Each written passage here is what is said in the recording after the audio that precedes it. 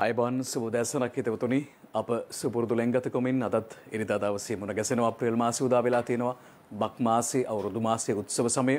ඔය අතර අප්‍රේල් මාසයේ 4 වෙනිදා අද දවස පිළිබඳව සිහිපත් කරද්දී විශේෂයෙන්ම අපේ රටේ ආදරණීය කිතුණු බැතිමතුණු සහෝදරවරුන් පිළිබඳව සිහිපත් කරන්නට ඕන. අද දවස පාස්කු ඉරිදා දිනය. ඒ දිනය මිට පෙර කියවද්දී අපට දැනුණ හැඟීමක්. හැබැයි වසර දෙකක පමණ කාලයක සිට දැනෙන්නේ වෙනත් හැඟීමක්. පාස්කු ඉරිදා දිනය පිළිබඳව එසේ දැනෙන්නේ ඇයි කියන හැඟීම ඔබට අමුතුවෙන් ආයි අර්ථ විග්‍රහ කරන්න අවශ්‍ය වන්නේ නැහැ.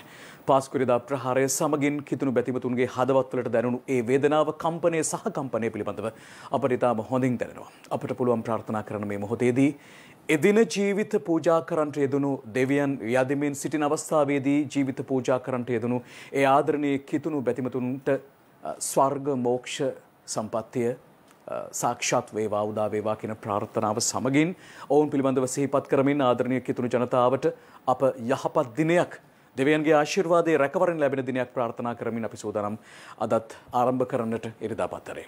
ඔබ දන්නවා ඉරිදා පත්තරේ වෙනස් වෙනවා. මම තනියම වෙනුවට අද දවසේදී ෆෙරෝස් ඩීන් සමගින් මුණ ගැහෙන්නේ. අයිබෝන් good morning. අයිබෝන් good morning. අද ඉංග්‍රීසි පත්තරවල තියෙනවා සෑහෙන දේවල් ටිකක් බලන්න. අපි ඒ සුපුරුදු පරිදි අපි සිංහල පත්තරයකින් පටන් ගමු.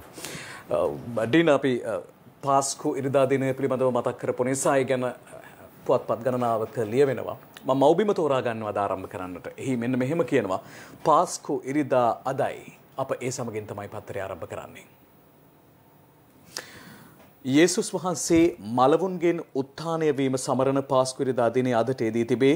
නත්තල යනු ක්‍රිස්තියානි බැතිමතුන්ගේ වැදගත්ම උත්සවයයි බොහෝ දෙනා සිතා සිටියද කිතුණු බැතිමතුන්ගේ වැදගත්ම උත්සවය වන්නේ පාස්කු උත්සවයේ බව මෙහි සඳහන් වෙනවා. ඒකට හේතුවක් තිබෙනවා. විශේෂයෙන් මෙහිදී කියනවා පාස්කු උත්සවයට පෙර කිතුණුවන් මහ බ්‍රහස්පතින්දා හා මහ සිකුරාදා සමරනවා.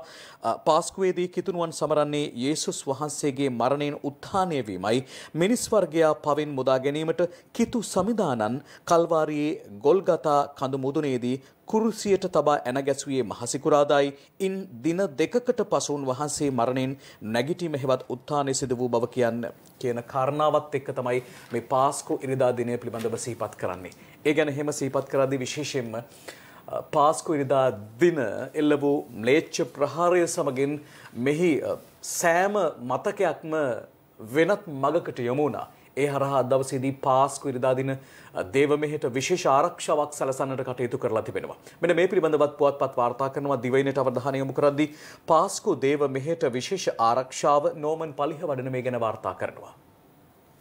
මෙන්න ඔබට පේනවා විශේෂයෙන්ම ආරක්ෂක හමුදාවන් ආරක්ෂාව තරකොට ඇති මොහොතක ලබාගත් ඡායාරූපයක් සමගින් අදට යෙදී ඇති පාස්කු ඉරිදා නිමිත්තෙන් ශ්‍රී ලංකාවේ කිතුණු දේවස්ථානයන්හි පැවැත්වෙන දේව මෙහෙයන් සඳහා දෙව්මැදුරු අවට හමුදා සහ පොලිස් ආරක්ෂාව යෙදවීමට අමතරව රාජ්‍ය බුද්ධ්‍යංශ නිලධාරීන්ද යොදවන බව පොලිස් මාධ්‍ය ප්‍රකාශක අජිත් රෝහණ මහත්මයා ප්‍රකාශ කරනවා. මෙම ආරක්ෂක වැඩපිළිවෙල අඛණ්ඩව පවත්වාගෙන යන බවත් එතුමා හෙදී සඳහන් කරලා තිබෙනවා. ඒ දිවයින වාර්තාවක් එලෙසින් ගෙනෙන්නේ. ඒ සමගින්ම අප අවධානය යොමු කරන්නේ දේශීය පුවත්පතට. දේශීය පුවත්පත මේ සිදුවීම මේ කාරණාව මෙන්න මෙහෙමයි වාර්තා කරන්නේ. පාස්කු සති ආරක්ෂක මෙහෙයුම හෙට දක්වා ගයන්ගාල්ලගේ මේ දේශයට වාර්තා කරනවා. ඒ අනුව අදට යෙදී තිබෙන මේ පාස්කු ඉරිදා දිනයට සමගාමීව සියලු දේවස්ථාන සහ සංචාරක හෝටල් සඳහා විශේෂ ආරක්ෂාවක් සහිත පුළුල් මෙහෙයුමක් ශ්‍රී ලංකා පොලිසිය, ප්‍රවිධ හමුදාව සහ ආරක්ෂක අමාත්‍යාංශය ක්‍රියාත්මක කරනවා. මේ මෙහෙයුම හෙට දිනය දක්වා මෙලෙසින් ක්‍රියාත්මක වන බව තමයි මෙහි සඳහන් වන්නේ. ඔන්න අද දවසේ වඩාත්ම අවධානය යොමු වෙලා තිබෙන්නේ ෆෙරෝස් ඩීන් මෙන්න මේ කාරණාව වෙත. ඊට පස්සේ අපි අවධානය යොමු කරනවා මේ දවස්වල මේ ගස් කපනවා කියලා සමහර උදවිය කතා කරනවානේ. එතකොට අප දැක්කා විශේෂයෙන්ම ජනාධිපතිතුමා නිරන්තරයෙන්ම මේ ගම සමග පිළිසඳර වැඩසටහනේදී තාමත්ම ඍජුව කිව්වා එහෙම කාරණාවක් නැහැ. එය මැඩලන්නට එහෙම තියනවා නම් ඒ මැඩලන්නට අවශ්‍ය කරන කටයුතු ක්‍රියාමාර්ග ගන්නත් පසුබට වන්නේ නැහැ කියලා. ඔය අතර දේශීය වාර්තා කරනවා මෙන්න මේ පුවත. පරිසරය වනසන අය වැටලීමට හමුදාව දේශපාලන වාර්තාකරු මේ කාරණාව වාර්තා කරනවා. පරිසරයට හානි කරන පුද්ගලයන් වැටලීම ශ්‍රී ලංකා යුද හමුදාවට පැවරීමට ජනාධිපතිවරයා තීන්දුව කර තිබේ. මෙතෙක් එම කටයුතු ශ්‍රී ලංකා පොලිසියේ විවිධ අංශ මගින් සිදු කෙරුණු බව ඔබට අමුතුවෙන් අවශ්‍ය නැහැ කියන්නට. මේ අතර පොලිසියට නොයෙක් දේශපාලන බලපෑම් එල්ලවීමත් රට පුරා තැනින් තැන පරිසර හානි පිළිබඳ පැමිණිලි නිතර ලැබීමත් නිසා ජනාධිපතිවරයා මෙම තීරණය ගත් බව සඳහන් කරනවා. ඒ වගේම මෙන්න මෙහෙම අවසානයේ කියනවා. හමුදා වැටලීම් මගින් අදාළ සිද්ධි ගැන මූලික විමර්ශන පවත්වා පොලිසිය සමග එක්ව නීතියක් ක්‍රියාත්මක කිරීම නව තීරණයේ ආරමුණ බව සඳහන් වෙනවා. ඒ අනුව කිසිදු දේශපාලන ඇඟිලි ගැසීමකින් තොරව නිවැරදිව වැරදිකරුවන් අල්ලන්නට තමයි මේ හමුදාව යොදවලා පියවර ගන්නේ. පොලිසියට එසේ කරන්න බැරිලා තිබෙන්නේ දේශපාලන බලපෑම් නිසා කියලා තමයි කියන්නේ. අපි උපුටාගත් දේශීය පුවත්පතෙන්. අපි පටන් ගමු සන්ඩේ ඔබ්සර්වර් පත්තරේ අද මොනවද එළියලා තියෙන්නේ කියලා. චන්දන පටන් ගත්තම කිව්වා පාස්කු ඉරිදා අද වුණාට කලින් වගේ නෙමෙයි පාස්කු ඉරිදා කිව්වහම අපිට දැනෙන්නේ වෙනම දෙයක්. ඒ සම්බන්ධයෙන් ජනාධිපතිතුමා කතාවක් පවත්වලා තිනවා අද පාස්කු ඉරිදා සම්බන්ධයෙන් ජනාධිපතිතුමා කියනවා වැරදිකරුවන්ට නීතියෙන් ගැලවෙන්න බැහැ කියලා. Culprits will not escape the long arm of the law, says the president. President Gotabaya Rajapaksa, in his Easter Sunday message, said they will leave no room for the culprits as well as groups who are responsible for the dastardly attack on the 2019 Easter Sunday to escape the long arm of the law. The government is determined to ensure national security to prevent a recurrence of such strategies in the country. ජනාධිපතිතුමා කියනවා 2019 පාස්කු ඉරිදා ප්‍රහාරයට සම්බන්ධ කට්ටීන් කල්ලි ඒ වගේ කාටවත් නීතියෙන් ගැලවෙන්න හම්බ වෙන්නේ නැහැ කියලා ඒ වගේ දෙයක් අයිත් ලංකාවේ වෙන්න දෙන්නෙත් නැහැ කියලා ජනාධිපතිතුමා එයාගේ පාස්කු ඉරිදා පණිවිඩයේදී කියලා තියෙනවා. ඒත් එක්කම තව සුබ ආරංචියක් තියෙනවා මේක අපි බලමු prices of food items to be reduced from tomorrow. Trade Minister Dr. Bandula Gunawardena said that the government has decided to reduce the prices of several essential food commodities in view of the upcoming Sinhala and Tamil New Year. The relevant food items can be purchased at reduced prices from Sathosa outlets starting from tomorrow, the 5th of April. Bandula Gunawardena මැතිතුමා කියන තියෙනවා හෙට සිට සිංහල අවුරුද්දට ලං වෙද්දී බොහෝ දේවල් වල ඒ කියන්නේ essential food items අත්‍යවශ්‍ය ආහාර ද්‍රව්‍ය වල මිල ගණන් අඩු වෙනවා කියලා. ඒකත් එක්කම උදාහරණ දෙකක් විතර තියෙනවා. සීනි සාමාන්‍යයෙන් brown sugar සාමාන්‍යයෙන් විකිනෙන්නේ රුපියල් 150ක් සහ රුපියල් 165ක් අතර කිලෝ එක. හෙට සිට සතොස ආයතනයකින් ගන්න පුළුවන් වෙයි රුපියල් 115කට වගේ. ඒ වගේ බොහෝ දේවල් වල අත්‍යවශ්‍ය ආහාර ද්‍රව්‍ය වල මිල ගණන් අඩු වෙන්නයි යන්නේ. හෙට ඉඳන් ඒක සුබ ආරංචියක් කියලා අපිට හිතා ගන්න පුළුවන්. ඒත් එක්කම තවත් එකක් බලමු. Sunday Observer පත්‍රයේ committee to present report to President tomorrow. The 6-member ministerial committee appointed to study the final report of the Presidential Commission of Inquiry that probed the Easter Sunday attacks is scheduled to hand over its report to President Gotabaya Rajapaksa tomorrow, the 5th of April. The committee has already concluded its investigations and compiled its report, which is due to be handed over to the President tomorrow. Tourism Minister Prasanna Ranathunga, who is also a member of the committee, told the Sunday Observer yesterday. පාස්කු ඉරිදා ප්‍රහාරය සම්බන්ධයෙන් report එකක් එළි වුණා. ඒක තවදුරටත් study කරන්න කියලා 6-member committee එකක් ජනාධිපතිතුමා අපොයින්ට් කරා. ඒ 6 දෙනාගේ ඒ රිපෝට් එක හෙට එළි වෙනවා. ඒකෙන් කියවෙයි ඒ රිපෝට් එක අනුව වැරදිකරුවන්ට මොන වගේ දඬන දෙන්න වෙයිද කියලා තමයි ඒකෙන් කියවෙන්නේ.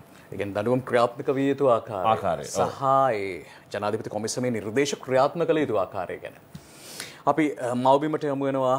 ඒ ඉංග්‍රීසි පුවත්පත් වාර්තාවෙන් පසුව මව්බිම වාර්තා කරන ප්‍රධාන පුවත, අද කුස්සියේ කතා කරන ප්‍රධාන පුවත, අද සාලේ කතා කරන ප්‍රධාන පුවත, කාමරේ කතා කරන ප්‍රධාන පුවත, කඩපිලේ කතා කරන ප්‍රධාන පුවත මොකක්ද? කොහෙන්ද පොල් තෙල් ගන්නේ? මොන පොල් තෙල්ද හොඳ පොල් තෙල්? මේ පොල් තෙල් ප්‍රශ්න ආවේ ඇයි කියන එක ඔබට කියන්න අවශ්‍ය නැහැ. කොහොමද මේ ආරම්භ වුණේ? අද මව්බිම ප්‍රධාන පුවත මෙහෙමයි. වස පොල් තෙල් මගඩියේ සුණමුල මව්බිමට හෙළිවේ WK ප්‍රසාද් මංජු මේ වාර්තාව ගෙනෙනවා. ඔබට පේනවා මේ ප්‍රධාන පුවත බලද්දී දන්න නොදන්න මුහුණු සමගින් ප්‍රධාන පුවත පැලවෙනවා. එහි කියවෙන කාරණාව මා මුලින් ඔබට කියන්නම්. පිළිකාකාරක සහිත පොල් තෙල් ආනයනය කර වෙළඳපොළට නිකුත් කර ඇති බවට රට පුරා මහත් ආందోලනයකට තුඩු දුන් සිද්ධිය 2016 වසරේ නිකුත් කර ඇති අති විශේෂ ගැසට් නිවේදනයක ප්‍රතිඵලයක් බවට තොරතුරු වාර්තා වෙයි. පොල් තෙල් කලවම් කරෙහි සංඝටක ලේබලයේ සඳහන් කළ යුතු බවට වන එම අතිවිශේෂ ගැසට් නිවේදනය 2016 ඔක්තෝබර් මාස 7 වෙනිදා නිකුත් කර ඇත. අදාළ ගැසට් නිවේදනය වහාම අවලංගු කිරීමට කටයුතු කරන ලෙස පොල් සංවර්ධන අධිකාරිය විසින් පාරිභෝගික ආරක්ෂණ අධිකාරියට දැනුම් දී ඇත.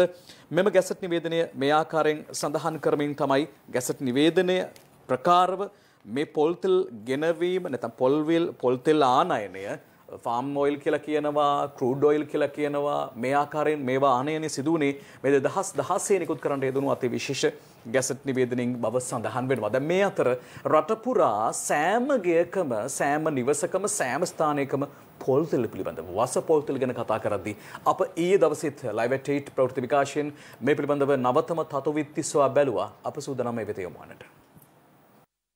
පිළිකාකාරක විෂ රසායනික අඩංගු සැකසහිත ආනයනික පොල් තෙල් තොගයක් රේගු භාරයේ පවතින බවට අනාවරණ වීමත් සමග පොල් තෙල් පිළිබඳ ගැටලුකාරී තත්ත්වයක් නිර්මාණය වුණා. ආරම්භයේදී මේ සම්බන්ධයෙන් සෞඛ්‍ය අමාත්‍යාංශය පරීක්ෂණ දෙකක් සිදු කළ අතර එමගින් තහවුරු වුණේ ඇෆ්ලටොක්සින් නැමැති පිළිකාකාරක විෂ රසායනිකය අදාළ ආනයනික පොල් තෙල් වල පවතින බවයි. අනතුරුව පාරිභෝගික අධිකාරියද දිවයිනේ දිස්ත්‍රික්ක 25ම ආවරණය වන පරිදි වෙළඳපොලේ පවතින පොල් තෙල් සාම්පල අහඹු නියැදි පරීක්ෂාවන් 125ක් ලබා ගත්තේ අදාළ විෂ රසායනික ඇතුළත් පොල් තෙල් පාරිභෝගික ජනතාව වෙතට පත්වැද්දැයි සොයා බැලීම සඳහායි. එලෙස ලබාගත් පොල් තෙල් සාම්පල අනතුරුව පොල් සංවර්ධන මණ්ඩලයට රසායනික පරීක්ෂාවක් සඳහා යොමු කරනු අතර ඉන් සාම්පල 55ක වාර්තා පිළිබඳව ඊයේ පැවති මාධ්‍ය හමුවකදී මෙලෙස පැහැදිලි කළේ පොල් සංවර්ධන අධිකාරියේ සහකාර අධ්‍යක්ෂවරයෙකු විසින්. සාමාන්‍ය මනුෂ්‍ය පරිභෝජනයට පොල් තෙල් ගැනීමට තියෙන ඇෆ්ලටොක්සින් ප්‍රමාණය ඉක්මවා ගිහිල්ලා නැහැ ඒ සාම්පලවල. ලංකාවට ආනයනය කරපු තෙල් මිශ්‍ර වීමක් සිදු වෙලා නැහැ. කෙසේ වෙතත් අද පාර්ලිමේන්තු මන්ත්‍රී විජේදාස රාජපක්ෂ මහතා සඳහන් කළේ පොල් සංවර්ධන අධිකාරිය සිදු කළ මෙම ප්‍රකාශය ඉතා බරපතල කරුණක් බවයි. පොල් සංවර්ධන අධිකාරී අධ්‍යක්ෂක ජෙනරල්වරයා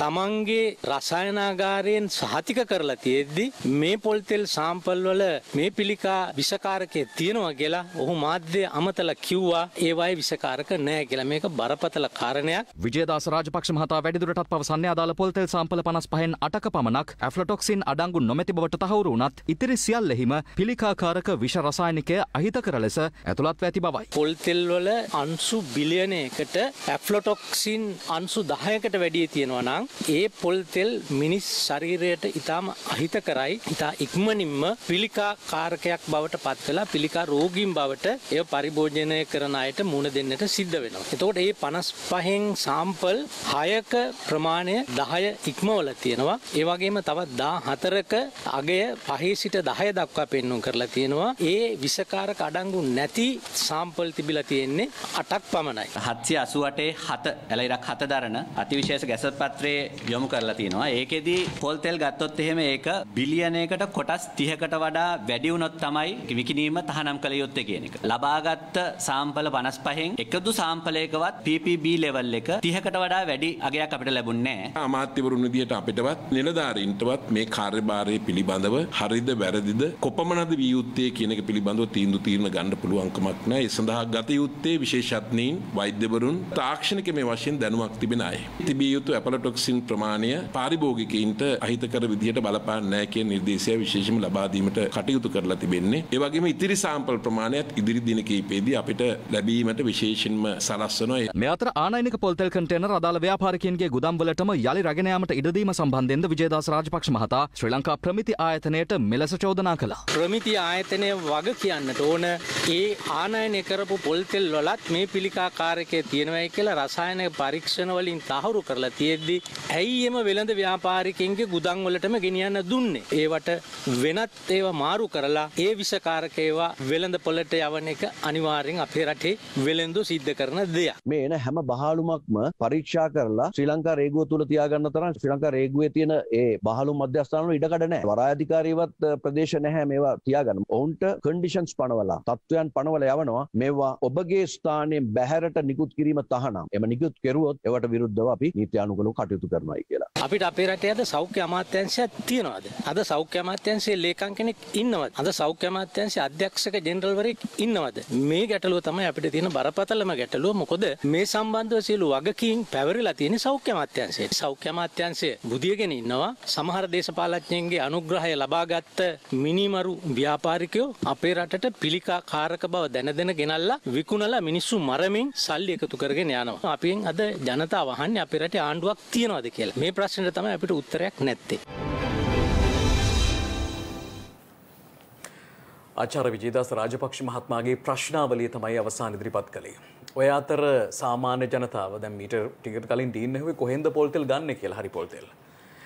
ඒ අතර මෙන්න මේ නිවේදනය තිබෙනවා මේ ලංකාදීපයෙන් උපුටා ගන්නවා මෙන්න මෙය යථාවත් කරන්න පුළුවන් නම් මම හිතන්නේ ඔකට උත්තර ලැබෙවි. අමුද්‍රව්‍ය දෙනවා නම් රටටම පොල් තෙල් දෙන්නම් පාරම්පරික පොල් තෙල් නිපදවන්නන්ගේ සංගමය මේ ප්‍රකාශය නිකුත් කරලා තිබෙනවා. නිශාන්ත කුමාර බණ්ඩාර අද රටම කතා කරන මේ පුවත ගැන වාර්තා කරනවා. මෙන්න කතාව. අවශ්‍ය ප්‍රමාණයට අමුද්‍රව්‍ය ලබා දෙන්නේ නම් තමන්ට හැකියාවක් අවශ්‍ය තරම් පොල් තෙල් නිපදවීමට තමන් සූදානම් බව පාරම්පරික දේශීය පොල් තෙල් නිපදවන්නන්ගේ සංගමය මෙහිදී ප්‍රකාශ කරලා තිබෙනවා. ඒ සමගින්ම වුන් කියනවා එසේ වුවහොත් පොල් තෙල් ආනයනය කිරීමේ අවශ්‍යතාවයක් පැන නොනගින බවත් ජනතාවට සෞඛ්‍ය ආරක්ෂිතව පිරිසිදු පොල් තෙල් ලබා දීමට තමන්ට හැකියාවක් ඇති බවත් එම සංගමයේ කැඳවුම් කර බොද්දිගද සිල්වා මහත්මයා ප්‍රකාශ කරලා තිබෙනවා. ඒ වගේම ඔහු කියනවා නිසි වේලාවට අමුද්‍රව්‍ය ලබා දෙන්නේ නම් පැය 24ක කාලයක් තුල අවශ්‍ය පොල් තෙල් නිෂ්පාදනය කිරීමට තම සංගමේ මෝල් හිමියන්ට හැකියාවක් ඇතැයිද ඔහු සඳහන් කරලා තිබෙනවා. ඔන්න බලධාරීන්ගේ අවධානය පිණිස ඔවුන් සඳහන් කරලා තිබෙනවා. අප ඒ කාරණාව එසේ ඔබට සඳහන් කළා. ඒ සමගින්ම යනවා තවත් කාරණාවකට අපේ රටේ දේශීය ආර්ථිකය පණ නංවන්නට යථාවත් කිරීමට නිරන්තරයෙන්ම නිවැරදි බදු ප්‍රතිපත්තියක් මත ක්‍රියාත්මක විය යුතුයි.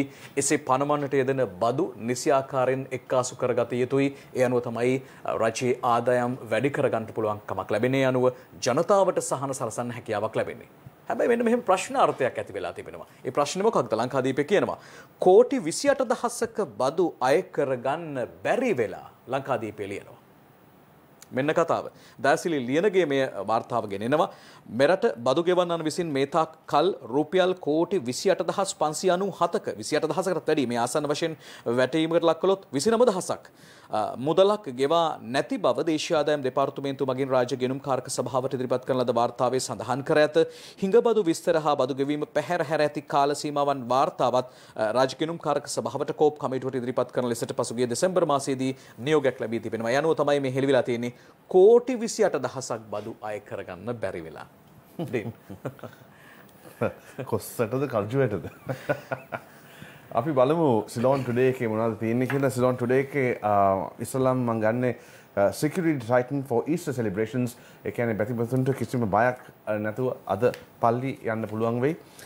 Security has been tightened for the celebration of Easter Sunday, writes Buddhika Samarivira and Tamina Razik. And attend services without any fear or suspicion by following health precautions, said Army Commander General Shavendra Silva. He said although it was not possible to provide security for each location separately, a general security system had been put in place. යුද හමුදාපති ශවේන්ද්‍ර සිල්වා මහත්මයා කියනවා අද පාස්කුවිරදා පැතිමතුන්ට කිසිම බයක් නැතුව පල්ලි ගිහිල්ලා තමන්ගේ පූජාවන් කරන්න පුළුවන්. එක කියන්නේ හැම පූජනීය ස්ථානයකටම ආරක්ෂාව කියලා දෙන්න බෑ. ඒ වුණාට ඒක සිස්ටම් එකක් හදලා තිනවා හැම පූජනීය ස්ථානයකටම හරියමං ආරක්ෂාවක් එන විදිහට කියලා තමයි ඒ කතාවෙන් කියවෙන්නේ. ඒත් එක්කම අපේ ලංකාවේ දීවරුන් 12 දෙනෙක් මියන්මාරයේ සිරබාරයට අරන් කියලා කතාවක් තියෙනවා. Myanmar court sentences 12 Sri Lankan fishermen to jail, writes Sulochana Ramaya Mohan. Myanmar court has sentenced 12 Sri Lankan fishermen to jail terms of 3 to 5 years on 3 charges. The 10 crew members were imposed with a jail term of 3 years and 6 months with a fine of 20,000 kyats, that's 2,000 rupees each, while fishing trawler drivers were charged with 5 years and 6 months jail term with a fine of 200,000 kyats, that's about 28,300 rupees. Making පෙන්වන්නේ අපේ දීවරුන් 12 දෙනෙක්. ඒ කියන්නේ ට්‍රෝලර් එකක මියන්මා වලට ගිහිල්ලා තියෙනවා. මියන්මාරේ ඒන් අත්අඩංගුවට අරගෙන ඒකෙන් ඒ ට්‍රෝලරේ හිටපු සේවකයන් 10 දෙනෙක්ට අවුරුදු 3ක සිරදඬුවම් සහ දඩයක් නියමන කරලා තියෙනවා. ඒත් එක්කම ඒ ට්‍රෝලරේ පදවන කට්ටිය දෙන්නෙක්ට අවුරුදු 5ක සිරදඬුවමක් සහ දඩයක් නියම කරලා තියෙනවා කියන එක තමයි ඒකෙන් කියවෙන්නේ. අපි වෙලාව බලමු. අපි නැවතත් සූදානම් වෙනවා පත්තරේ තොරතුරු කියන්නේ. ඩීන් තවත් දෙයක් තියෙනවද සිලුන් චුටි පොතේ? අපි යන් වගේකට. හරි. එහෙමනම් මම යන්නේ ලංකාදීපයට. ලංකාදීපයේ අපි උත්සව සමය නිසා මීට කලින් කියවුනේ බදු අඩු වෙලා බදු අය කරගෙන නැහැ කියලා. ඒ හරහා එහෙමනම් ඒවා ජනතාවට ලැබෙන්නේ නැද්ද? දන්නේ නැහැ. බලමු ඉදිරියේදී. මේ අතර මෙන්න මෙහෙම දෙයක් තාම ලැබිලා නැහැ. මොකක්ද? ලංකාදීපේ කියනවා පිටකොටුවේ තොගමිල අඩු වුණා. අර්ථාපල් බේලූණු තොගමිල අඩු වූ වාසිය පාරිභෝගිකයන්ට තවමත් නැහැ. අන්න මේක තාම ලැබිලා නැහැ. මහින්ද නිශ්ශංක මේ වාර්තාව ගෙනෙනවා. පිටකොටුව තොග වෙළඳ පොලේ අර්ථාපල් හා බීලුණු තොග මිල අඩු වී ඇති බැවින් එහි වාසිය පාරිභෝගිකයන්ට ලැබෙන පරිදි ඒවායේ සිල්ලර මිලද වහා අඩු විය යුතු බව තොග වෙළඳෝ පවසනවා. දැන් මෙන්න මේ කාලේදී අනිවාර්යයෙන්ම උත්සව කාලේදී ජනතාවට දැනෙන්නේ එයයි. පසුගිය දිනවල රුපියල් 110ක් සහ 120ක් වශයෙන් අලෙවි වූ බීලුණු කිලෝවක තොග මිල ඉක්ුත් පළමු නිදා වන විට රුපියල් 50-85ක් දක්වාද අර්ථාපල් කිලෝවක තොග මිල රුපියල් 65-85ක් දක්වාද පහත බැස තිබෙනවා. මේ මොන සෑහෙන ප්‍රමාණයක් අපි කියනවා. සෑහෙන ප්‍රමාණයකින් අඩු වෙලා තියෙනවා. හැබැයි මෙහි වාසිය තාමත් ජනතාවට පාරිභෝගිකයාට ලැබී නැහැ කියලා තමයි ලංකාදීපේ කියන්නේ. ඉන් පස්සේ අපි අවධානය යොමු කරන්නේ දේශීය පුවත්පතට. අපි වෙනස් පුවත් ටිකක් ඉක්මනින්ම ප්‍රවෘත්ති ටිකක් තෝරාගන්නේ. දේශීය වාර්තා කරන ප්‍රධාන පුවත මෙන්න මෙහෙමයි. ඉදිරියේදී කරන්ට හදන කාරණාවක් ඒම සඳහන් කර ඇති ආකාරයෙන්ම කියන්නම්. ආණ්ඩුවේ හවුල්කාර පක්ෂ 11කින් වෙනම මැයි රැලියක් දේශපාලන වාර්තාකරු සඳහන් කරන්නේ. වෙනම විදිහට තමයි මැයි රැලිය පවත්වන්න හදන්නේ. කොවිඩ් උත් තියෙනවා. ඒක ගැනත් මතක් කරන්න ඕන. අපි කියන්නේ සාමාන්‍යයෙන් කොවිඩ් උත් තියෙනවානේ. COVID-19 වසංගතයක් තියෙනවා. ඔන්න අපේ වචනෙන් කියනවා. ආණ්ඩුවේ හවුල්කාර පක්ෂ 11ක් එක් වී වෙනම මැයි රැලියක් පැවැත්වීමට තීන්දුව කර ඇත. එම පක්ෂ මෙම තීරණය ගත්තේ පසුගිය බ්‍රහස්පතින්දා සවස කොළඹදී පවත්වන ලද පක්ෂ 11 නායකයන්ගේ විශේෂ හමුවකදී කියලා සඳහන් වෙනවා වාර්තා කරනවා. අපි බලමු ඉදිරියට පවත්වන්නේ කෙසේද කොහොමද ඒ කාරණාව වන්නේ කියලා. දැන් ඒක එහෙම කියද්දී වෙනම මැයිරලියක් පවත්වන්නට හදනවා කියන කාරණාව සඳහන් කරද්දී මෙන්න මෙහෙම පුවතක් තියෙනවා. ඒ පුවත ලංකාදීපය අද තමන්ගේ ප්‍රධාන පුවත ලෙසින් වාර්තා කරන්නේ. ආණ්ඩුවේ මත ගැටුම විසඳන්න පක්ෂ නායක රැස්වීමක් අජන්ත කුමාර අගලකඩ මේ වාර්තාව ගෙනෙනවා. ඒකෙන් කියන්නේ පළාත් සභා මැතිවරණයේ පැවැත්වීමට අදාළ නව පනත් කෙටුම්පත සම්බන්ධයෙන් ආණ්ඩු පක්ෂය තුළ ඇතිව තිබෙන අර්බුදය විසඳා ගැනීම සඳහා ආණ්ඩු පක්ෂ නායකයන් ජනාධිපති ගෝඨාභය රාජපක්ෂ මහතාගේ ප්‍රධානත්වයෙන් මේ සතියේදී රැස්වීමට නියමිත බව සඳහන් වෙනවා. ඒකෙදි කියන කාරණාවක් තමයි පළාත් සභා මැතිවරණයේ කොට්ටාශ අනුපාත මිශ්‍ර මැතිවරණ ක්‍රමයකට පැවැත්වීමට කැබිනට් මණ්ඩලයේ ගිය සතියේදී එකඟතාවයක් ඇති කරගත් නමුත් මැතිවරණ කොට්ටාශයකට එකම පක්ෂයේ අපේක්ෂකයන් තිදෙනෙකු ඉදිරිපත් කිරීමට නව පනත් කෙටුම්පත කර ඇති යෝජනාවට ආණ්ඩුවේ ඇමතිවරු පිරිසක් විරෝධය පළ කරලා තිබෙනවා. මෙන්න මේ කාරණා විසඳා ගන්නට තමයි ඔවුන් ලබන සතියේදී නොබෝ දිනකින්ම ජනාධිපතිතුමා මුණ ගැසී සාකච්ඡා කිරීමට නියමිත බව වාර්තා වන්නේ උපුටා ගත්තේ ලංකාදීපේ වාර්තා කරන ප්‍රධාන පුවත. අපි Sunday Island එකේ මොනවද තියෙන කියලා ඉස්සර බලලෙමු. Chinese Sinopharm jab under fire over safety and efficacy concerns, writes Suresh Pereira. Reading into the article, it says, in the backdrop of an independent panel of medical experts cautioning against administering the controversial Chinese-manufactured COVID-19 Sinopharm jab over safety and efficacy concerns, a key body of eminent medical specialists last week warned of the adverse fallout of using an unproven vaccine in Sri Lanka. In what was described as a strong warning, the Association of Medical Specialists drove home the point that adopting the rollout of any vaccine that's unproven could reflect adversely on the fight against a pandemic. As the expert medical panel concluded, there was insufficient data provided to make a determination of the safety, efficacy and immunogenicity of the Sinopharm vaccine. It was accordingly concluded that this vaccine should not be used in Sri Lanka under the present circumstances. Dr. Lalanta Ranasinghe, the president of the prestigious body of medical professionals, had said scientific evidence by experts should form the basis of any move to curb the pandemic. The powerful government medical officers association had stressed. මේ කතාවෙන් පෙන්වන්නේ දැන් ඉස්සරහට අපි දන්නවා චීනෙන් නිපදවන සිනෝෆාම් එකෙන් එන එන්නතය ලංකාවට ගෙන්නන්න යනවා කියලා අපිට ආරංචි ඇවිල්ලා තියෙනවා. මම කියන්නේ ලංකාවට ඇවිල්ලා තියෙනවා දැන්ට ලක්ෂ 6ක කොටසක් මාත්‍රා ලක්ෂ 6ක් ලංකාවට ඇවිත් තිබෙනවා. ඇවිල්ලා තියෙනවා. දැන් GMO එකෙන් සහ තවත් Association of Medical Specialists වෛද්‍ය විශේෂඥයන්ගේ සංගමයකින් කියනවා මේ සිනෝෆාම් එන්නතේ කිසිම තොරතුරු මදි කියලා ඒකෙන් ඒකේ accuracy එක ඒකේ efficacy එක ඒකේ මොකද්ද efficacy එකට කියන්නේ ඒකේ කියන්නේ මෙහි ඒකෙන් හැකියාව මේ එන්නත මර්ධනය කිරීම සඳහා ඇති හැකියාව සහ ඒ සඳහා අවශ්‍ය කරන අනුකූලතාවය තිබෙනවාද කියන එක. ඒත් එක්කම ඒ එන්නතේ සම්බන්ධයෙන් ඇති දත්ත අඩුයි කියන එක තමයි කියන්නේ. ඒක නිසා ඒගොල්ලෝ කියනවා ඒක ලංකාවේ කට්ටියට දිය නොයුතුයි කියලා. ඉතින් ඒක කොහොම වෙයිද කියන එක අපි දන්නේ නැහැ වුණාට. ඊළඟට අපි බලමු contaminated coconut oil CID questions 5 persons linked to importers. අපි මේ කතාව ගැන අපි බැලුවා. The CID has begun Norman Paliwardena ලියන්නේ මේ කතාව. The CID has begun interrogating 5 persons linked to the 3 importers of contaminated coconut oil in a bid to get the bottom of what is suspected to be a big-time racket, which had continued for a considerable period of time. Police said that the phone records of the suspects will be checked to ascertain whether any others who are also involved in the racket to inject cheap imported coconut oil with a high concentration of carcinogenic aflatoxins into the market. Some customs officers are also expected to be questioned by the CID in this connection.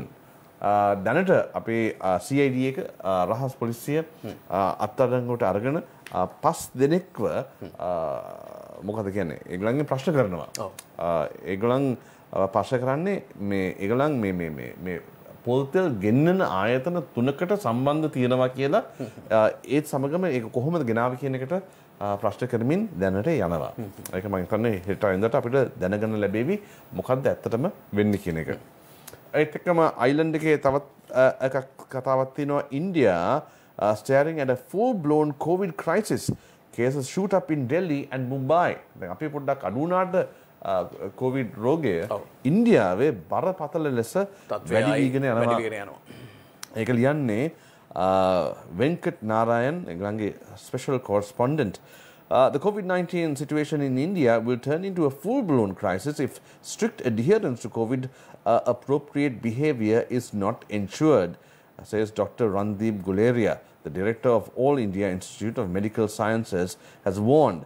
Dr. Guleria, who is also a member of the National Task Force for COVID-19 Management, said that people are not wearing masks or maintaining social distance even though the daily cases continue to rise sharply. It took several months for the COVID-19 tally in the country to cross the 70,000 mark during the first wave, and this time around we are seeing a very steep curve. Till about a month ago, Delhi was recording 130 to 140 cases daily. However, in the last 1 week, the daily tally increased by 10 times.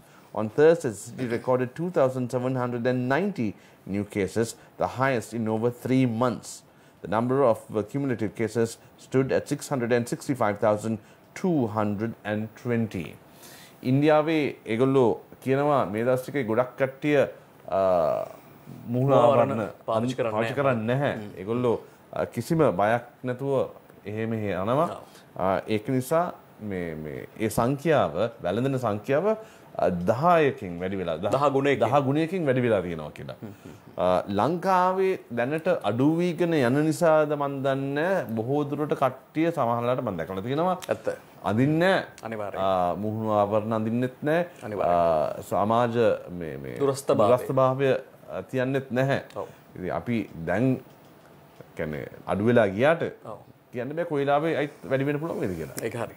මොකද දැන් ඔය අතර තමයි විශේෂයෙන්ම මේ එළඹෙන උත්සව සමය වෙනුවෙන් වෙන විශේෂ සෞඛ්‍ය මාර්ගෝපදේශ නිකුත් කළා. ඔබ දන්නවා එහිදී කොහොමද හැසිරිය යුත්තේ? එහිදී විශේෂයෙන්ම සඳහන් කළා තෑගි භෝග පිරිනැමීමේදී ගමන් බිමන් යාමේදී අවුරුදු ස්වාදී පවත්වාදී මේ සියල්ලක්ම දැඩි යම් නියාමනයක් සහිතව සිදු කළ යුතුයි කියලා. එය මේ PHI මහත්වරු ඇවිල්ලා බලයිද? පොලිසිය මහත්වරු හොරෙන් බලන් ඉන්නවද? එහෙම කියලා නොවේයි. අප මේ නොදකින සතුරෙක් සමග ගටයුතු කරන්නේ. එනිසා අප ඇත්තටම සැලකිල්ල දක්වන්නට ඕන PHI මහත්මයා හෝ පොලිසිය මහත්මයා හෝ ග්‍රාම නිලධාරී මහත්මයා ඇවිල්ලා බලන් ඉන්නවා කියන එක නොවේයි. මේ මොහොතේදී මේ වෛරසයේ කොතනින් නැවත හිස ඔසවයිද කියන කාරණාව. ඔබ කිව්ව කාරණාව හරි. අප දැක්කා ප්‍රධාන නගර හරහා ගමන් කරද්දී සාප්පු සවාරි යන උදවිය පුදුමාකාර දුරස්ථභාවයක් කර උඩ තව කෙනෙක් වගේ අප දැක්කා. මේ ඇත්ත කතාව.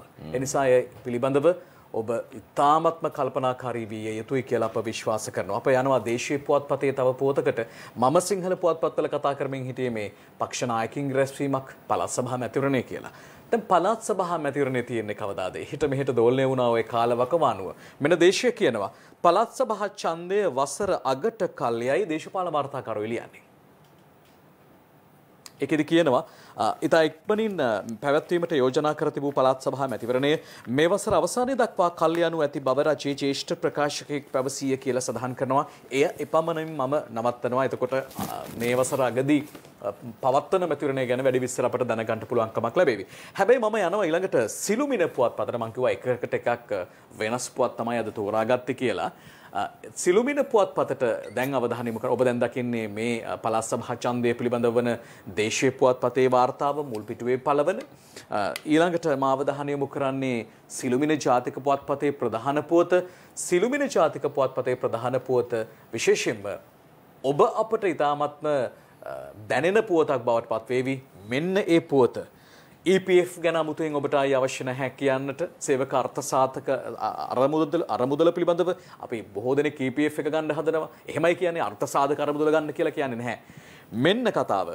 අලුත් EPF පනතින් ලක්ෂ 35කට වැඩි වාසි හාම්පුතුන්ට පැන යාමේ මග ඇහිරේ කම්කරු උසාවිවල නඩු පවරන්නත් කොමසාරිස්ට බලය. මම ඔබට ඒ ගැන සඳහන් කරන මේ තමයි ඔබ වඩාත් උනන්දු වෙන පුවතක් බවට පත්වන පුවතක්. තාරක වික්‍රමසේකර සිළුමිණට ප්‍රධාන පුවත ලෙසින් මේ වාර්තා කරනවා. පෞද්ගලික අංශය හා රාජ්‍ය සංස්ථා සහ ව්‍යවස්ථාපිත මණ්ඩල සේවකයන්ගේ අර්ථ සාධක පාරිතෝෂික හා වන්දි ගැටලු කඩිනමින් විසඳීම සඳහා නව පනතක් ලබන මාස පාර්ලිමේන්තුවට ඉදිරිපත් කරන බව කම්කරු අමාත්‍ය නීතිඥ නිමල් සිරිපාද සිල්වා මහත්මයා සිළුමිණට ප්‍රකාශ කළ තිබෙනවා. ඒ අනුව රාජ්‍ය සංස්ථා ව්‍යවස්ථාපිත මණ්ඩල සහ පෞද්ගලික අංශයේ සේවය කරන සේවක සේවිකාවන් ලක්ෂ 36කට ආසන්න පිරිසකට විශාල ආරක්ෂාවක් සැලසෙන බවද ඇමතිවරයා පෙන්වා දී තිබෙනවා. ඇතැම් අර්ථ සාධක නඩු EPF නඩු අවුරුදු 10ක් පමණ අධිකරණවල විභාග වන බවත් මේ නිසා විශ්‍රාම ගිය සේවකයාට විශාල අපහසුතාවක් තම අර්ථ සාධක ලබා ගැනීමේදී සිදුවන බවත් අමාත්‍යවරයා පෙන්වා දී තිබෙනවා. මේ අනුව මෙන්න මේ නඩු පැටලවීම් මේ හිරවීම් සියල්ලක්ම යථාවත් කරන්න සේවකයාට සුරක්ෂිතභාවයක් ලබා දෙන්න තමයි මේ අලුත් පනත ගෙනෙන්නේ. ඒ පනත පාර්ලිමේන්තුවට නොබෝ දිනක ඉදිරිපත් කරනවා. අපි බලමු ඉන්පසු එහි ඇතුළත් වන්නේ මොනවාද කියන කාරණාව. උපුටාගත්තේ සිළුමිණ ජාතික පුවත්පතේ ප්‍රධාන පුවත. අපි බලමු Sunday Times එකේ මොනවද පළදලා තියෙන කියලා. ඉස්සලාම තියෙනවා as rupee plunges, government takes urgent measures to protect foreign reserves and stabilize rupee. කියන්නේ Damith වික්‍රමසේකර. As the Sri Lankan rupee hit the 200 mark in relation to the US dollar this week for the first time, urgent measures to protect foreign reserves and stabilize the rupee will include delays in payments due on Lanka development bonds, a debt denominated in US dollars by government until next year, and to defer the repayment of foreign currency loans taken by local private banks. The Treasury and the Central Bank have decided. A senior Treasury official said that the moves would help the government to repay foreign loans and meet commitments for international sovereign bonds, debt securities issued by the government. To raise capital for spending needs for this year, the total repayment due account for about $4.1 billion US dollars. He said that the government was planning to arrange for long-term flexible loans, which would serve as another measure, and among the repayment due is a government commitment to make US dollars 1 billion as a sovereign bond payment. මේ කතාවේ දෙකටම යනවා. ඒ වුණාට මේකෙන් තහවුරු වෙන්නේ දැන් සාමාන්‍යයෙන් රුපියලේ තත්ත්වය පොඩ්ඩක් බැහැගෙන යන්නේ. අවප්‍රමාණ වෙලා තිබෙනවා කියනවා. දැන් සාමාන්‍ය ඩොලර් එකත් එක්ක තිබ්බම රුපියල් 200ක් කට ලං වුණා. ඔව් දෙසිරත් වැඩි දැන්. වැඩි දැන්. එම නිසා ඒ රුපියල මේ ස්ටේබල් කරන්න ස්ථාවර කරන්න ආණ්ඩුවෙන් පොඩි ක්‍රියාමාර්ග ටිකක් කරගෙන යනවා. ඒකෙන් එකක් ඇවිල්ලා සාමාන්‍යයෙන් පිටරටට ගෙවන්න තියෙන ණය ටික පොඩ්ඩක් අල්ලන් ඉන්න යන්නේ කියන එක තමයි මේ කතාවෙන් කියවෙන්නේ. ඒත් එක්කම අපි පහුගිය කතාවක පත්තරයක අපි අද කියවුවා සිනෝෆාම් වැක්සින් එක සම්බන්ධයෙන් ගොඩක් කට්ටිය විශේෂඥයන් මේ ඒක ගන්න එපා. ඒක ලංකාවට දෙන්න එපා කියලා ආණ්ඩුවට කියලා තිබ්බා. ඒ කියන කට්ටියට මොනවද වෙන්නේ? අපි බලමු. Health Minister sacks NMRA expert who opposed vaccine approval without data. This is written by Kumuduni Hettiarachchi, a National Drug Regulatory Authority member who stood strongly against approving the COVID-19 vaccine, especially the Chinese Sinopharm vial, without data, was sacked by Health Minister Pavitra Vanniyarachchi on Friday. Consultant pediatrician Dr. Lakkumar Fernando, a board member of the National Medicines Regulatory Authority, was the nominee of the Sri Lanka College of Pediatricians, not only as an NMRA board member, but also as part of the independent 8-member panel of experts on COVID-19 vaccines. Dr. Fernando's stance has been that Sri Lanka should not approve the emergency use listing any vaccine without proper data, as in the guinea pigs would be the people of this country. ඒ සිනෝෆාම් එන්නතය අපේ ලංකාවේ කට්ටියට දෙන්න එපා කියලා කතා වුණ මේ වෛද්‍යවරයා ඩොක්ටර් ලක්කුමාර ෆර්නෑන්ඩෝ එතුමා කියලා තියෙනවා ඒ එන්නතය දෙන්න එපා මේ ඒකට නිසි දත්ත ලංකාවට නැහැ කියලා. එතුමාව අස් කරලා තියෙනවා සෞඛ්‍ය අමාත්‍යවරයා.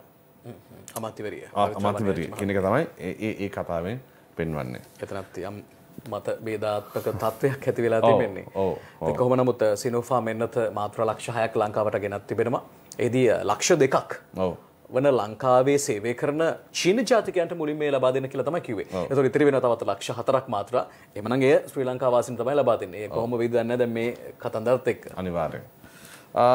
අපි එක්කම අපි බලමු Sunday Times එක තවත් එකක් තියෙනවා. Colombo being transformed will emerge as a heritage city.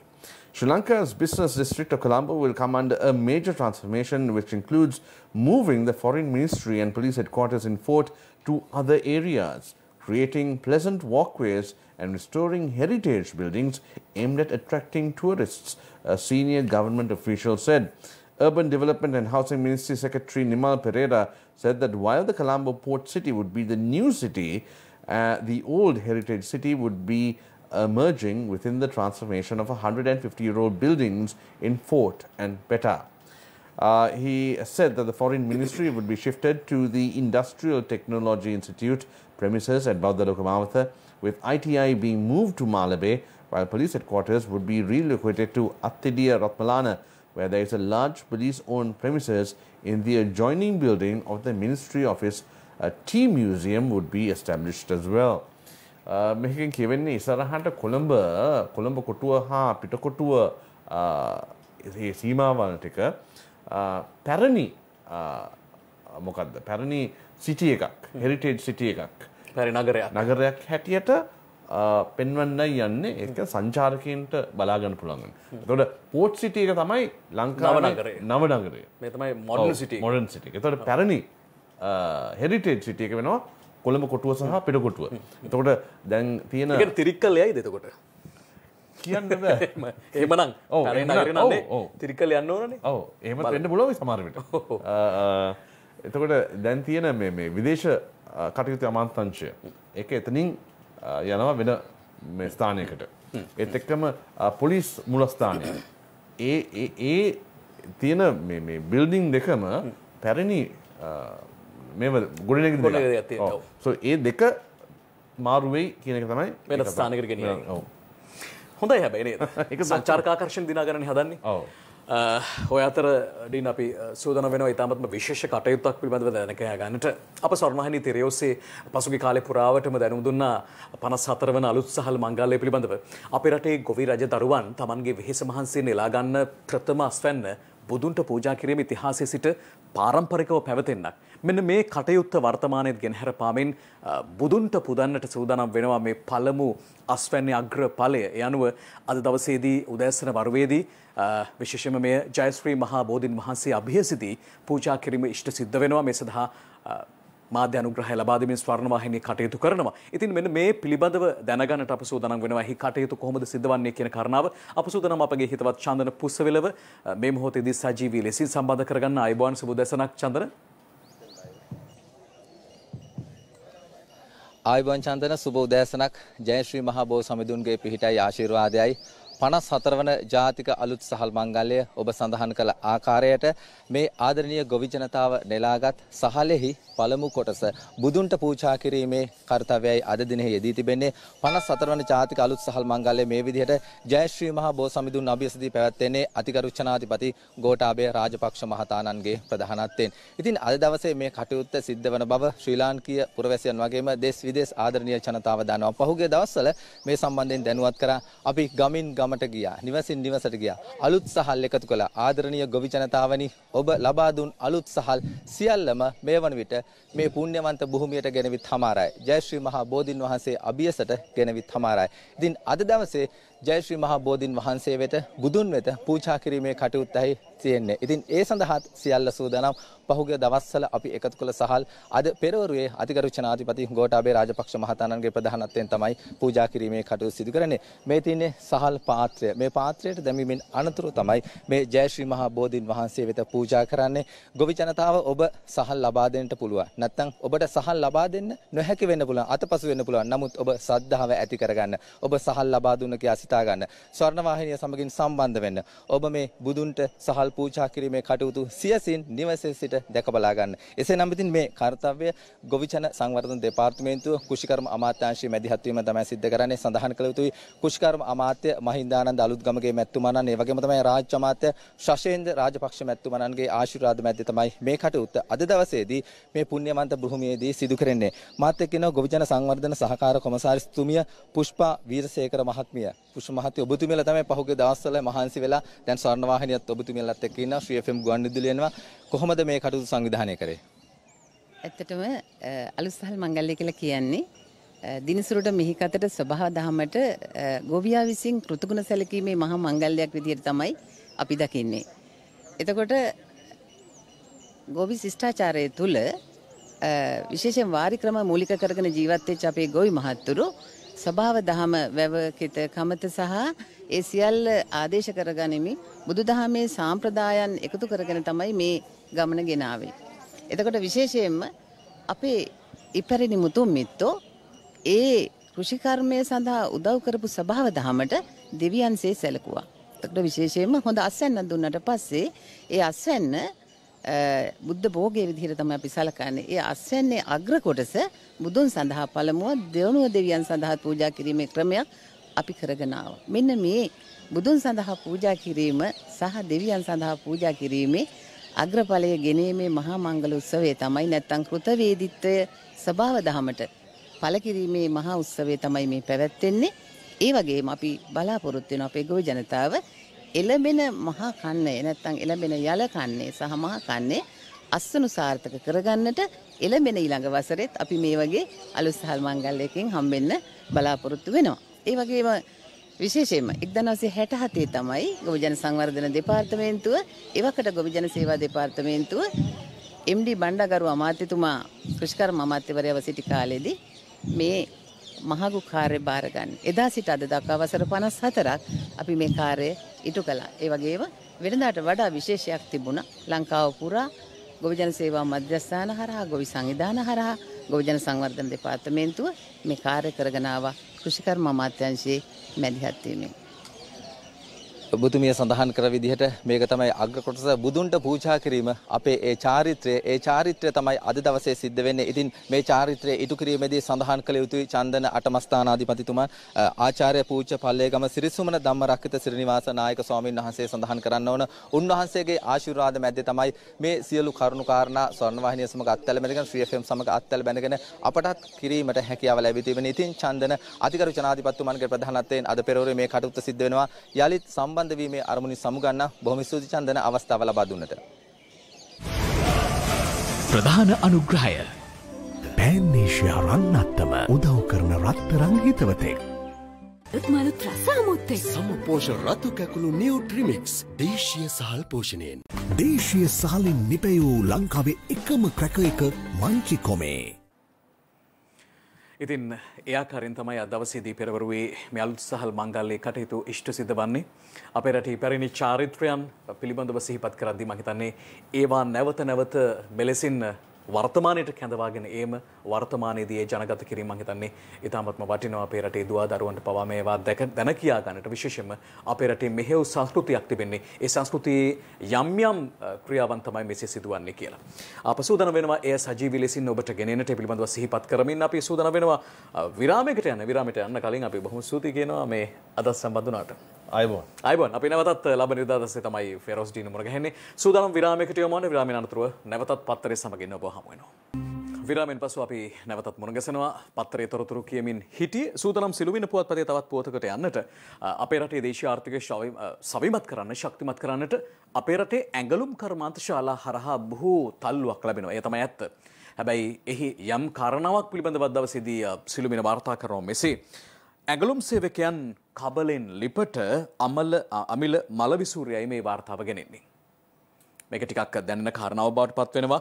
COVID-19 වසංගත තත්වයට මුවා වී ඇඟලුම් කර්මාන්ත සේවකයන් ලක්ෂ 3කගේ පමණ අයිතිවාසිකම් දිගින් දිගටම කප්පාදු කරමින් කර්මාන්ත ශාලා හිමියන් ලාභ ලබමින් සිටින බව නිදහස් වෙළඳ කලාප සහ පොදු සේවා සේවක සංගමේ සමලේකම් ඇන්ටන් මාක්ස් කියලා තිබෙනවා සඳහන් කළා තිබෙනවා. ඔහු කියන පරිදි ඉක්ුත් සමය තුලදී නිදහස් වෙළඳ කලාප සේවකයන් 55000කගේ පමණ රැකියාවන් අහිමි වී ඇති බවයි ඔහු එහිදී සඳහන් කරලා තිබෙන්නේ. ඔය අතර තවත් වෙනත් පුවතකට යන්නේ මා සඳහන් කළා විවිධ පුවත් තමයි අද තෝරාගත්තේ කියලා. මේ මව්බිම ගෙනෙන පුවතක් පසුගිය දවසක සොයාගත් යම් කාරණාවක් පිළිබඳව තමයි මේ හෙළිදරව්ව. වැල්ලවත්තෙන් සොයාගත් අල් කුරාන් පොත්තොගය ගැන පුළුල් පරීක්ෂණයක් කීර්ති මෙන්ඩිස් මේ වාර්තාව ගෙනෙනවා. පසුගිය දවසක තමයි වැල්ලවත්ත ප්‍රදේශයේ පෞද්ගලික පාසලක හිමයි සඳහන් වුණේ තිබීමේ සොයාගත්තේ. මෙන්න කතාව. වැල්ලවත්ත ධර්මාරාම මාවතේ ජාත්‍යන්තර පාසලක තිබී සොයාගත් අල් කුරාන් පොත්තොගේ අන්තර්ගතයේ සොයා ගැනීම සඳහා වැල්ලවත්ත පොලිසිය පුළුල් පරීක්ෂණ ආරම්භ ඇත. පොලිසියට ලැබුණු තොරතුරක් මත එම පාසලේ ගබඩාවක තිබී අල් කුරාන් පොත් 15000ක් සොයාගත් බවත් එම පොත් ඉක්ුත් පෙබරවාරි මාස මෙරටට ගෙන්වා ඇති බවත් මේ පිළිබඳව කළ විමසීමකදී හොයාගෙන තිබෙනවා. මේ පොත්තොගේ ඉන්දියාවෙන් ගෙන්වන ලද බවට තොරතුරු ලැබී ඇති අතර මෙම පොත් නිත්‍යානුකූලව මෙරටට ගෙන්වනු ලැබුවේද යන්න සොයා බැලීම සඳහාත් මේ මොහොතේදී විශේෂයෙන්ම පරීක්ෂණ කරනවා. ඒ වගේම මේ පොත්තොගේ සොයාගත් ගබඩාවට සීල් තබා ඇති බවත් මෙහිදී සඳහන් කරලා තිබෙනවා වාර්තා කරලා තිබෙනවා. ඉන් පසු අවධානය යොමු කරන්නේ ඒ කාරණාව එහෙම සඳහන් වද්දී දිවයින අද වාර්තා කරන ප්‍රධාන පුවත ජාතික ආරක්ෂාව සම්බන්ධයෙන් වන කාරණාවක්. මෙන්න එය අන්තවාදී බැංකු ගෙනුම් 32ක් තහනම් කීර්ති වර්ණකුළු සූරිය මේ වාර්තාව ගෙනෙනවා. එකෙන් කියනවා වැඩි විස්තර ඉස්ලාමී අන්තවාදී සංවිධාන 32ක බැංකු ගිණුම් රජය තහනම් කර ඇත. බුද්ධ්‍යංශ වාර්තා ඉදිරිපත් කළ වාර්තා පදනම් කරගෙන රජය මේ තීරණය ගෙන තිබේ. මෙම බැංකු ගිණුම්වල රුපියල් බිලියන ගණනක මුදල් ඇති අතර ඒ ගැන කිසිදු තොරතුරක් රජයේ රාජ්‍ය නොවන සංවිධාන ජාතික ලේකම් කාර්යාලයට ලබා දී නැති බවත් මෙහිදී සඳහන් වෙනවා. ඒ තමයි තමත් බරපතල කාරණාවන්නේ. මුස්ලිම් දේශපාලකයන් 6 දෙනෙකුගේ බලය නිසා මෙම සංවිධාන වාර්ෂිකව රජයට ඉදිරිපත් කළ යුතු ප්‍රගති වාර්තා පවා ලබා දී නැතයි රජයේ ඉහළ පෙළේ ආරංචි මාර්ග පවසනවායි කියන කාරණාව සඳහන් වෙනවා. ඔන්න දේශපාලනය එතනත් ගෑවිලා තිබෙනවා. දේශපාලනය එතනටත් බලපෑම් කරලා තිබෙනවා. ඔන්න තවත් ඉසව්වක් මේ අද දිවයින පුවත්පත වාර්තා කරන ප්‍රධාන පුවත. එහිදීත් කියවෙනවා දේශපාලඥයන්ගේ යම් බලපෑම් නිසා මේ ප්‍රගති වාර්තා මේ මුදල් ලැබුණු හැටි කෙසේද කියන කාරණාවන් තොරතුරු රජයට ලබා දී නැති බව. ඔන්න තත්වය. ඒ සමගින්ම දිවයින වාර්තා කරන තවත් පුවතක් දිහිවර වෙස්ගත් මත් ජාවාරම්කරුවන් 25 දෙනෙක් අත්අඩංගුවට සමන් ගමගේ මේ වාර්තාව ගෙනෙනවා. පසුගිය දවස්වල අප දැක්කා ඉන්දිය විශේෂ ආරක්ෂක අංශ විසින් මෙලෙසින් අත්අඩංගුවට ගැනීම සිදු වෙනවා. ගෙවී ගිය මාසික කාලය තුළ බහුදින ධීවර යාත්‍රාවල සංගවා මහා පරිමාණයෙන් මත්කුඩු තොග ප්‍රවාහනය කරමින් සිටි මෙරට ජාවාරම්කරුවන් හා ඔවුන්ගේ සගයන් 25 දෙනෙකු ඉන්දිය වෙරළාරක්ෂක බලකාය විසින් අත්අඩංගුවට ගත්තාය කියන කාරණාව තමයි මෙහිදී සඳහන් කරන්නේ. අප ඒ පිළිබඳව නිරන්තරයෙන් මේ Live at 8 ප්‍රවෘත්ති විකාශයෙන් හරහා ඔබට පෙන්නුව සඳහන් කළා. මේ තමයි සමස්තයක් ලෙසින් වාර්තාව දිවයින ඉදිරිපත් කරන. මේ අතර තවත් පුවතක් වෛද්‍යවරුන්ගේ විශ්‍රාම වයස වැඩි කරයි සිරිමන්ත රත්නසේකර මේ වාර්තාව ගෙනෙනවා. ඒකට යම් හේතුවක් තිබෙනවා. ඒකට හේතුව තමයි රජයේ සේවයේ නියුතු සියලුම ශ්‍රේණි වෛද්‍යවරුන්ගේ අනිවාර්ය විශ්‍රාම වයස අවුරුදු 63 දක්වා ඉහළ නැංවීමට රජය තීරණය කර ඇති බව සඳහන් වෙනවා. ඒකට හේතුව තමයි විශේෂයෙන්ම මේ වෛද්‍යවරුන්ගේ හිඟයක් රට තුල ඇති වී තිබෙනවා. මෙන්න මේ හිඟය සමනය කර ගැනීම සඳහා යම් ක්‍රියාමාර්ගයක් ලෙසින් තමයි මේ පිළිබඳව සඳහන් කරන්නේ. මේ වන විටත් රජයේ විශේෂඥ වෛද්‍යවරුන්ගේ අනිවාර්ය විශ්‍රාම යාමේ වයස අවුරුදු 63 දක්වා ඉහළ නංවා ඇති අතර මෙම තීරණයත් සමගම රජයේ සියලු ශ්‍රේණිවලට අයත් වෛද්‍යවරුන්ගේ විශ්‍රාම යාමේ වයස අවුරුදු 63ක් වනවායි කියන කාරණාව සඳහන් වෙනවා. මොකද වෛද්‍යවරුන්ගේ විශේෂම වෛද්‍යවරුන්ගේ 4000කගේ පමණ හිඟයක් රට තුල පවතින බව සඳහන් වෙනවා. මෙන්න මේකට පිළියම් ලෙස ක්ෂණික පිළියමක් ලෙස තමයි මේ කාරණාව සිදු කරලා තිබෙන්නේ. ඔය අතර වාර්තා කරනවා අපේ රටේ දේශීය සංචාරකයන් සහ විදේශීය සංචාරකයන්ගේ ආකර්ෂණය දිනා ගන්නා තරමට ළඟා කර ගන්නා තරමටම අපේ රටේ ආර්ථිකය ජාතික ආර්ථිකය ශක්තිමත් කරන්න පුළුවන්. මේක තමයි ඇත්ත. මේ සඳහා ගත යුතු ක්‍රියාමාර්ග අතර බදු පහත හෙලීම. ඒ ගැන කතා කරද්දී මෙන්න මෙහෙම කියවෙනවා.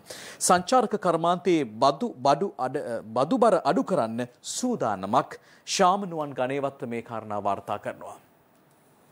අපි බලමු මේ ගැන කියවෙන කාරණාව ඉතාමත්ම යහපත් කාරණාවක්. විශේෂම අපේ රටේ සංචාරක කර්මාන්තය පිළිබඳව කතා කරද්දී සංචාරක කර්මාන්තයේ නිරතව සිටින පාර්ශවයන්ගෙන් පළාත් පාලන මට්ටමින් අය කරන ලබන බදු අඩු කිරීම කෙරෙහි රජය අවධානය යොමු කර තිබෙනවා. සංචාරක කර්මාන්තයේ නියැලී සිටින්නන්ගෙන් පළාත් බදු අය කිරීමේදී ලියාපදිංචි ආයතන හා ලියාපදිංචි නොවන ආයතන අතර පවතින බරපතල බදු පරතරය සම්බන්ධයෙන් දීර්ඝ කාලයක් පුරා පවතින අර්බුදය විසඳීමට පියවර ගනිමින් සිටින බවත් සංචාරක අමාත්‍යාංශයේ සඳහන් කරනවායි කියන කාරණාව සඳහන් වන්නේ ඉතාමත්ම යහපත් ප්‍රවණතාවයක් වේවි. අපේ රටේ සංචාර කර්මාන්තය නැවත පන ගහගෙන නැවතත් සංචාර කර්මාන්තය හරහා රටේ ආර්ථිකය ශක්තිමත් කරන මොහොතේදී.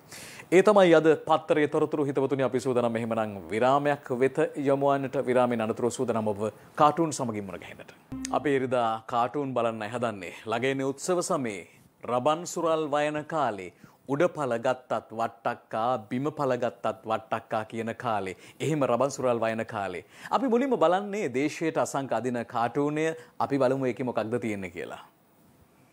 මෙන්න මේ අවුරුද්දට උඩපල ගත්තත් වට්ටක්කා වයන විදිහ ඔබට පේනවා. රබාන තබා තිබෙන්නේ කොහේද? සාමාන්‍ය ජනතාවගේ කර මත ශරීරයේ මත තබා තමයි මේ රබන් සුරල් වයන්නේ. බලන්න කළුකඩ මුදලාලි කෙනෙක් තමයි රබාන ගහන්නේ. ඒ පදයට නටන්නේ කවුද? බන්දුල ගුණවර්ධන ඇමතිතුමා තමයි නටන්නේ. ඔන්න මේ අවුරුද්දේ වෙන දේ. ඒ සමගින්ම අපි බලන්න හදන්නේ තොප්පි කාටුනේ ලංකාදීපේ. එකකින් ඇඳලා බන්දුල ගුණවර්ධන මහත්මයාව අයින් කරන හොඳ නෑනේ. මේකෙත් ඇඳෙනවා. මෙන්න තොප්පි එනවා ඉස්සරහට. ගිය අවුරුද්දත් අවුල්, මේ අවුරුද්දත් අවුල් වගේ සෑර් පොල් තෙල් හන්දා. එතකොට බන්දුල ගුණවර්ධන මහත්මයා පත්‍ර කෑල්ලක් පෙන්නමින් මෙහෙම කියනවා. එහෙනම් ඉස්සරහදොරේ මේ කලව ගනින්. මොකද්ද පත්‍රයේ තියෙන්නේ? අලුත් අවුරුද්ද අද නොවේයි හෙටයි. බාලගිරි දෝෂි වගේ තමයි. අලුත් අවුරුද්ද අද නොවේ හෙටයි. කවුද කියන්නේ? බන්දුල ගුණවර්ධන මැතිතුමා. කාටූනෙන් තමයි එහෙම කියන්නේ. දැන් බලන්නේ ජෙෆ්රි දිවයිනට අදින ප්‍රධාන කාටූනය.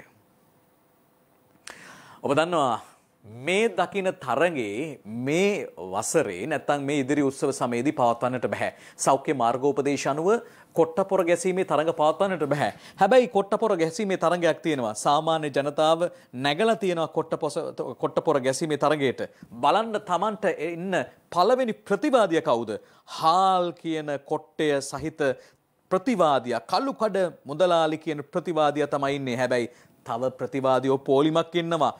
පොල්තෙල් ප්‍රතිවාදියා, සීනි ප්‍රතිවාදියා. සාමාන්‍ය ජනතාවට එහෙම ලෙහෙසියෙන් ජයග්‍රහණය කරන්න ලැබෙන්නේ නැහැ. ඒ තරම් ප්‍රතිවාදියෝ ඉන්නවා කියලායි කියන්නේ. ඔය අතර අපි බලන්නේ ලංකාදීපේ පියල්ගේ කාටූනය.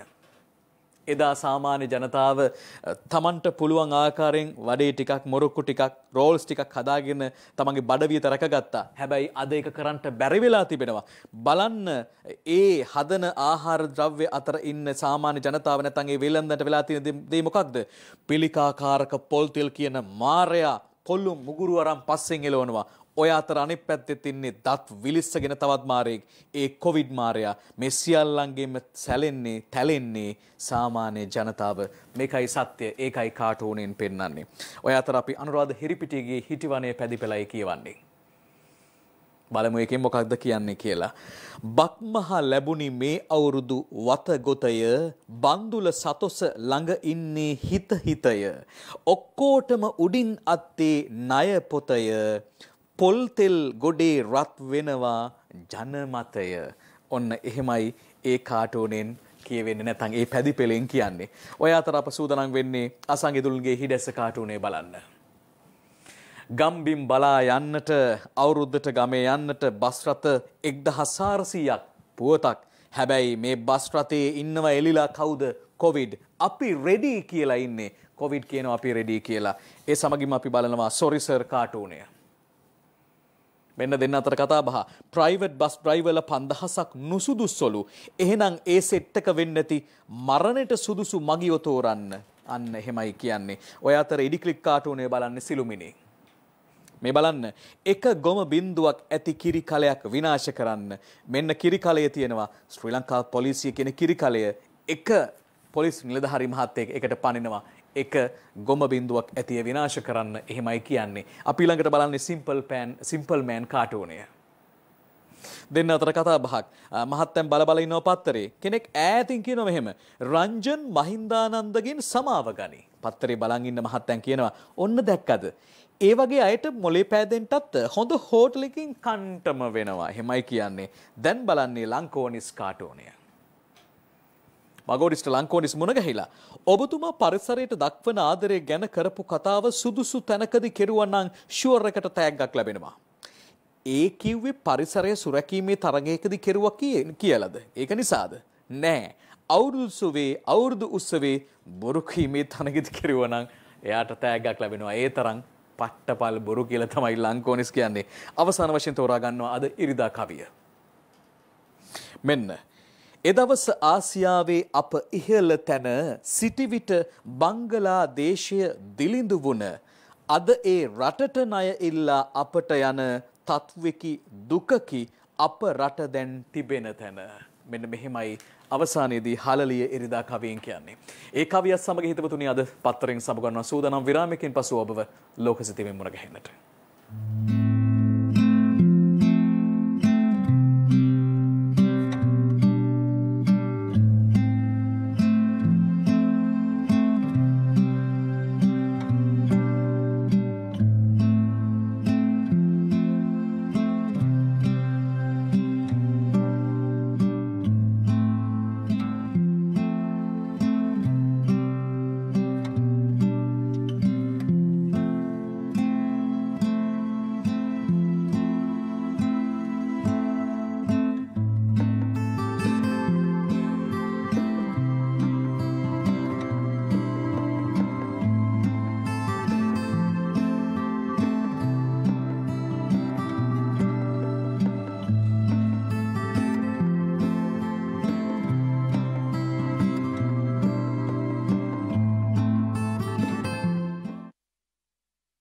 ඇනවුම් කරන සියලු